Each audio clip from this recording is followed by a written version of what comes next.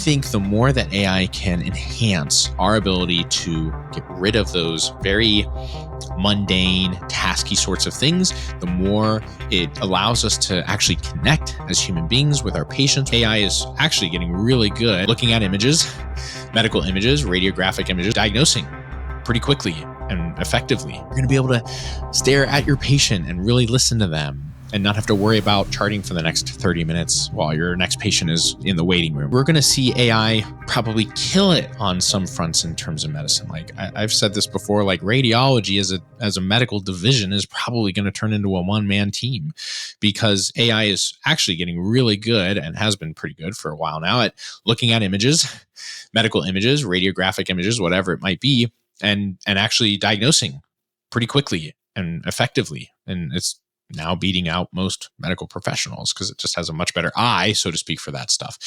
We're going to see AI probably, and already we're seeing that in terms of charting, right? More effective charting, more efficient charting. It's going to pick up more nuance when you're in a conversation with a patient. You're also not going to have to spend so much time typing and looking at your screen. You're going to be able to stare at your patient and really listen to them and not have to worry about charting for the next 30 minutes while your next patient is in the waiting room, right?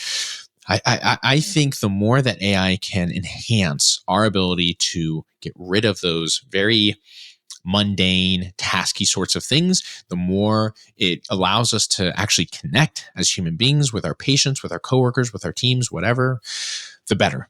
I really do. I mean that. And again, that's a very glass half full look, but I think that's what we're looking at.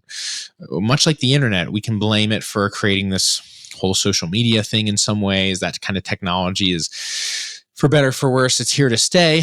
But at the same time, there are lots of things I love about some of the social media. Staying connected with people, having private groups where we can, connect with each other. But again, you don't need to spend every single ounce of your time on social media. It's actually really bad for your mental health. And these companies are, I swear, trying to like brain rot you by keeping you on there, right? They're incentivized to do that. So you just have to be able to understand the pros and cons here. There always is, as a technology emerges, as it becomes adopted. And again, that adoption rate and length of time varies quite a bit. Obviously, with automobiles, it was pretty clear, like, wow, this is awesome. I never have to feed this thing. I don't have to pick up poop. This is way better than a horse. Sure, it's got some, it's a little stiff and difficult to drive and all that kinds of stuff. But we're human beings. We know we're going to fix that, right? The minute the Model T came out, it was like, okay, all bets are off. We can really take this like sky's the limit sort of thing and make the most of it. So, and I think we're going to see the same thing with AI. I think we're going to see some things fall out of fashion pretty quickly. And I also see us as human beings saying, okay, where is this really helpful and optimal for us? Again, I said the same thing with the AI mentor Pearl. Like, how can we utilize AI to be an amazing mentor? Because this is really difficult. Like, you can't pay me to teach you one-on-one anymore. I mean, and I'm not saying like I'm way too expensive for you. It's just literally a matter of time. I don't have the time. I have patients of my own. I have my clinic. I've got my beautiful family and the girls. I've got, I think, almost 350 students now in HRT University, which is just growing every day. It's going to be really challenging for me to be able to do anything one-on-one, So again, I said, I want providers to have that ability to, when they have a burning question, you need to be able to ask it and you need to answer immediately. That's the world we live in. And I get that. I totally get that, because when you're seeing patients and you've got 5 minutes between the next patient and you're looking at their labs and it seems kind of screwy and you don't know what to do, and you're definitely not going to be able to get an answer from anybody that quickly, or maybe not even one that's going to be sufficient. Well, you can ask Pearl. And she's amazing at that, because she's, again, going to give you a really great answer based on the HRT University's principles and theories of approach there, and then actual protocols that are driven by that theory and that perspective. And again, I'll give HRT University a pat on the back, because I think we've done something which is really unique, which is let's look at hormone replacement therapy through a very different lens.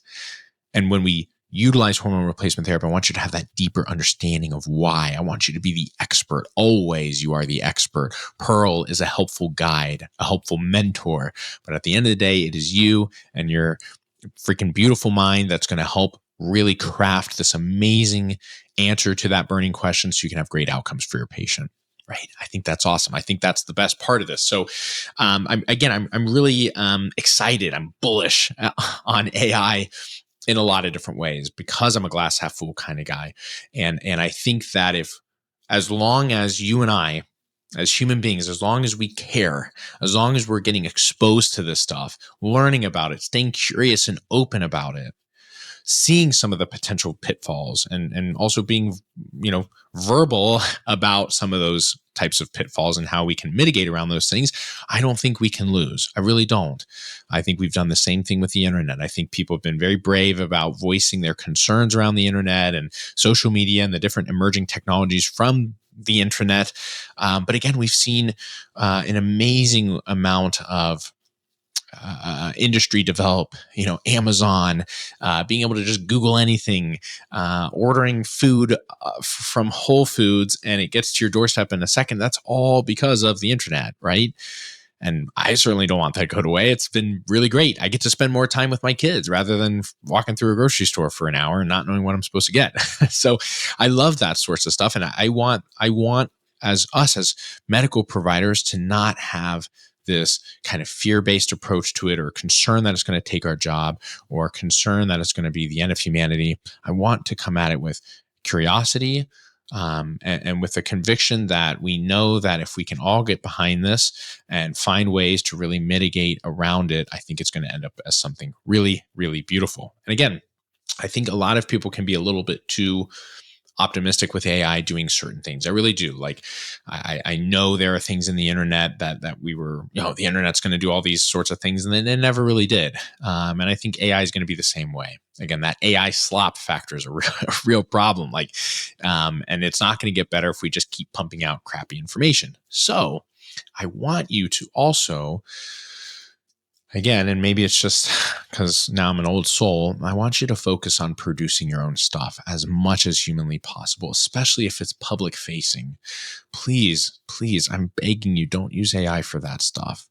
I read it. When I see it when people send me emails now, I hate it. Like, it sounds so clearly, it's like adulterated by AI. It's not that person. And I don't like that. I miss having the sentences that are run-on sentences and misplaced punctuation, because I do that stuff too. And I miss knowing that that's exactly how that person sounds when they speak or write. And I know that because I've sent hundreds of emails between them back and forth. And now all of a sudden AI steps in and it's just a little clunky feeling. It's not great.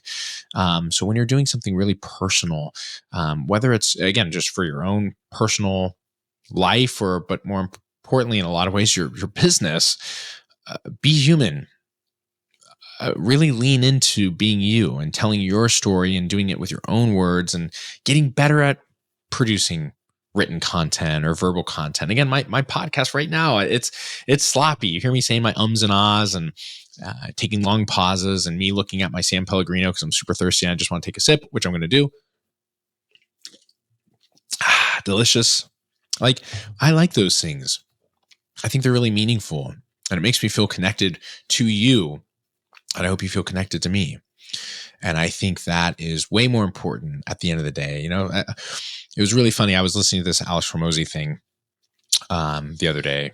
I don't know. Some people love him and hate him. I think he's really interesting, but he said something really great, which it's always helpful to get things put in perspective. He was like, just FYI, your business, your entire life, everything that you're doing in 100 years, it's gone. It's over with. No one's going to remember for the most part, right? I mean, and that's true. 200 years, it's definitely over with, and it's definitely gone. So while you're here, let's just make the most of it, kind of thing. And when I'm older, I'm not going to really, frankly, remember a lot of the things that people have done for me or with me or whatever. I'm really going to just remember how they made me feel. Right? That there's that emotion thing that you just can't shake as a human being, for better or for worse. I think it's for better. And so no matter what you've done, no matter what you continue to do, keep that in mind It's really about, at the end of the day, how have you come across? How do you make people feel? And remember, you can do a lot of great work for years and years and years. And at the very end, if you mess it up and you don't focus on love and kindness and generosity and hospitality, you're going to go down in history for a brief while as someone that did some cool stuff, but then kind of ended it on a sour note. And man, that's one of the worst things you can do as a human being. I really mean that.